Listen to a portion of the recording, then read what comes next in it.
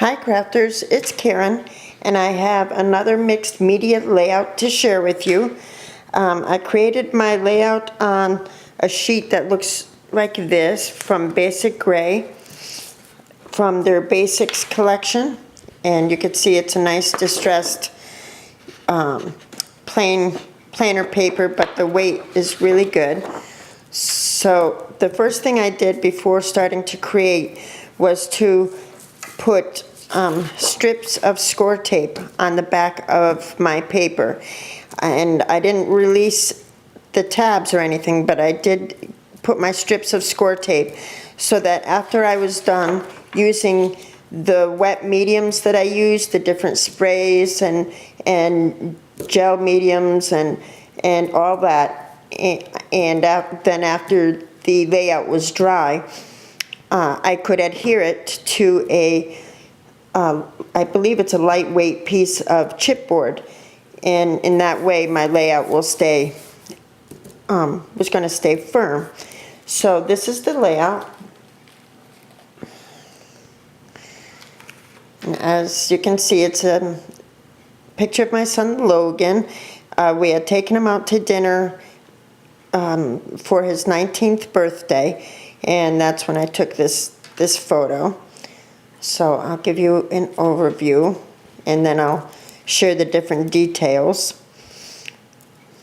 Let me take this sheet out from under.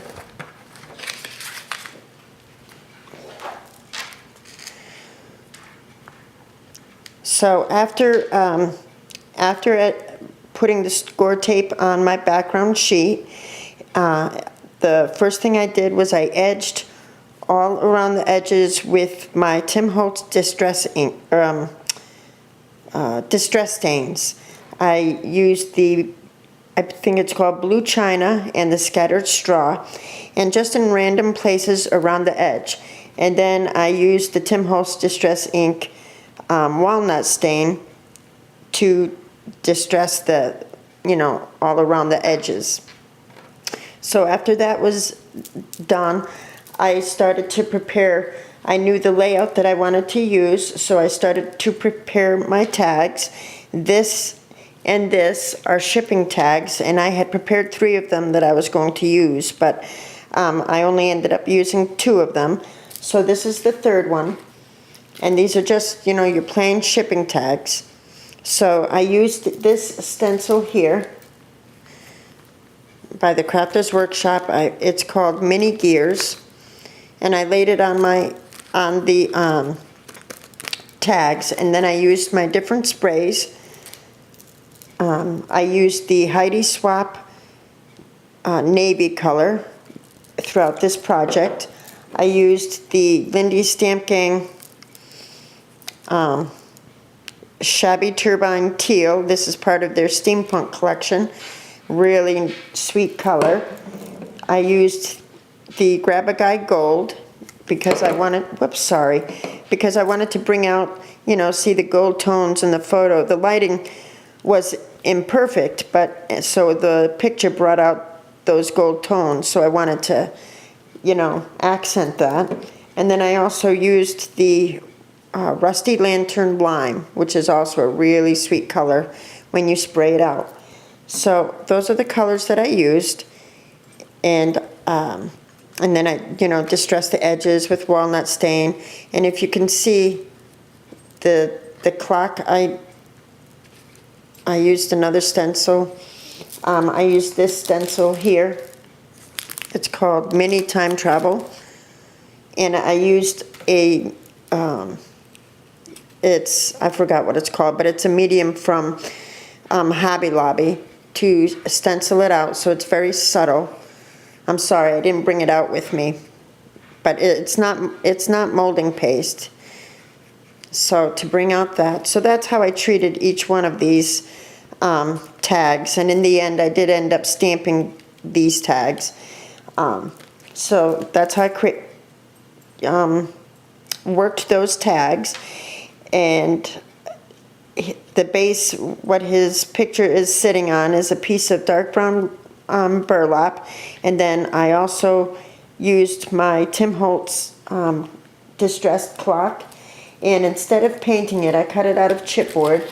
Instead of painting it, I embossed it, and this is how it came out. Really sweet. That way I got the color that I wanted, also some texture. So I embossed the clock. Also this label, this little label here, which is also a Sizzix die. I embossed that with more of a glittered brown glitter embossing powder. Let's see. Over here I used a piece of these border strips that I got from Hobby Lobby, from I believe the Paper Studio. And these are burlap strips. They're not adhesive, but there's different colors of the burlap, and they're just really quite cool to use to border out pictures or whatever for your project. So I used a little bit of that there. So after I prepared the elements, and I also used this here, this clock here, is a canvas clock, and I got that from Michael's. It's a whole 12 by 12 canvas sheet, but on it is a bunch of clocks printed on it, and I just cut one of them out, and I Mod Podged it there. Let's see, what else? This is cheesecloth that I had sprayed with the different sprays that I shared with you. So those are the different elements that I prepared before I started to create the layout. And then for the layout, I used my different sprays in the different areas.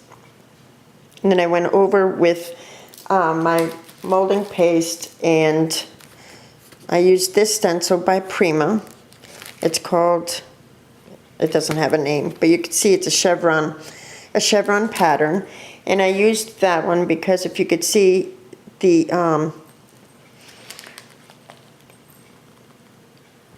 in the booth, the seating where we were, it had a similar type pattern. So I used the chevron stencil with my molding paste throughout the paper, if you could see that there. And then when I used my sprays and I let my sprays drip, the molding paste really attracted them, so it brought this really nice tone. And I did some over here.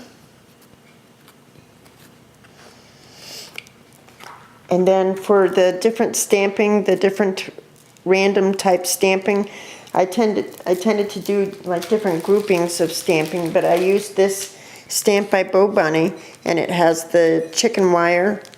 It has a stamp, textured stamp that looks like corrugated cardboard, and also these distressed dots here. So I used those. I also used a couple of these, and these are from Seven Gypsies. I used the eye chart here, and I used the clock there. So I also used those. Yes, and then this, you can't really tell because I guess I overworked it, but it is one of the Tim Holtz metal clock pieces, and I had painted it with some of the distressing medium from, it's a lot like Snow Text from Martha Stewart, and then I sprayed it with my different sprays, went over it with gesso, and then I used some rub-ons for LRG here. Those are Logan's initials, and it wasn't really showing up enough, so I went over it with glossy accents and let it sit overnight. That's what this is. So that's actually a clock piece as well. I went with the clock theme because he just turned 19, and you know, time flies, and it just goes so fast. I can't believe he's 19. But so those are the different things that I used to create the layout. I'll show you some of the detail here. It's hard when, let me see if I can position the camera a little bit better.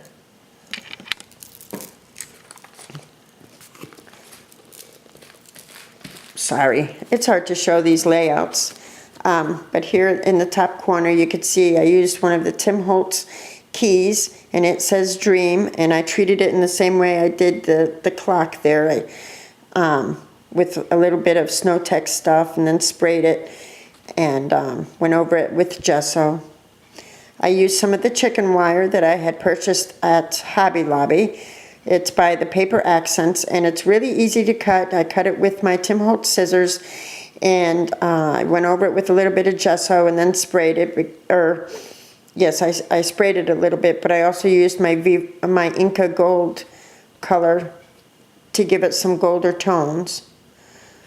This is a piece of lace that I sprayed to match the different colors I was working with. Excuse me, so you could see some of the stamping in the background there and the different layers. And here's the other side. This is a clip from the Basic Gray Clippings collection, and I just went over it with gesso. It's not adhered to the photo, and then I just tied some string around here. And then this is a piece of paper from the Basic Gray Clippings collection also. I just cut a piece to size and did my, random stamping, and then layered this tag on top of it. And there's some of the molding paste. There's some rub-ons throughout the Basic Gray rub-ons throughout the layout. Over here I did a cluster of, I just cut some banners from different color papers from the Clippings collection, and then this is a piece of corrugated paper here for added texture, and I went over that with some rub-ons. Everything I went over with gesso and the different sprays that I shared. For the canvas, after I went over it with I adhered it with Mod Podge, and then I went over it with some of the sprays and gesso, and I kind of lost some of the detail, but you could still tell that it's a clock there.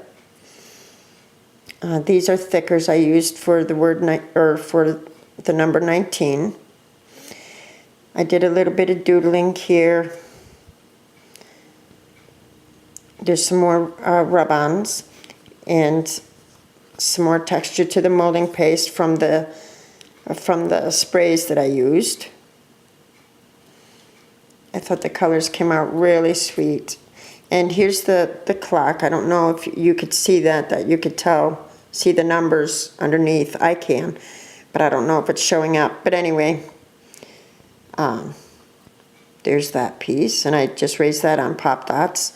Logan's picture, I backed it on a piece of cardboard so that I could, have it be dimensional. You could see, let's see, underneath here I used a piece of, from Butterbee Scraps, a metal piece that I treated with the sprays, and tucked it under there. This is a Michael's flower in a gold tone, and I thought it looked metallic, so I didn't think it was too frilly for a boy layout. Here's some more of the chicken wire that I used.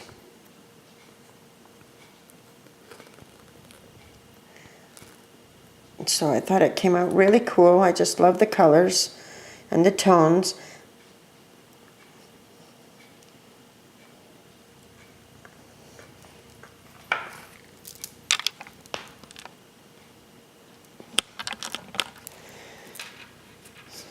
So there is my latest mixed media layout, and as you can see, I backed it on a piece of, I think it's lightweight chipboard, the kind from Joann's. After I had, like I said, distressed it and went over it with my different sprays and inks and the more wet mediums, then I adhered it to the chipboard, and then I started to embellish it and put it, add my embellishments. Otherwise my paper would have warped and been, all warped and uneven because of the wet mediums. So there it is. I'm still hoping to do a process video while working a mixed media layout. I need to do a little more research to get the timing for the camera correct and everything. But it is something that I'm planning, and I'm hoping I can do it soon. I think that would be fun. And to be honest with you, it'd be easier to do a process video, I think, rather than to explain the different steps, because, you know, when you do a project like this, there's so many layers, and, you know, there's so many little things that you do that it's hard to remember the different steps that you take to reach your final, you know, your final result. So anyway, that's what I'm planning. If you have any questions regarding the layout or any techniques that I may have used, let me know in the description box. I know I haven't been good about answering comments lately. My time hasn't been my own in a lot of ways between Alyssa and my mom. So when I do sit down on YouTube, I tend to comment on other people's videos before I comment on people who have commented on my videos. And but that is something that I plan on working on. So thanks so much for watching, and I'm sure I'll talk to you soon. Bye-bye now.